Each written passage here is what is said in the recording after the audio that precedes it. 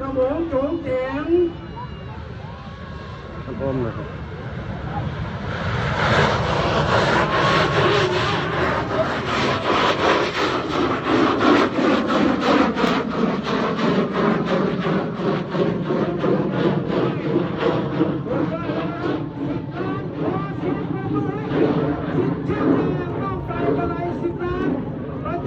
ปี2568มาดูว่ารถตรงกลางสมบูรณ์ไหม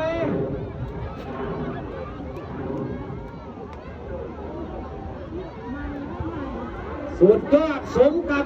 การรอคอยสำหรับบ้างไฟ10 ล้านประจำปี2568ปีนี้นะครับผู้ใดประหยัดออกมาก็ได้หัวไผ่หัวมันนะครับผู้ใดประหยัดออกมาจากนาทานก็ได้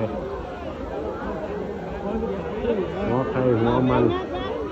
รถยาง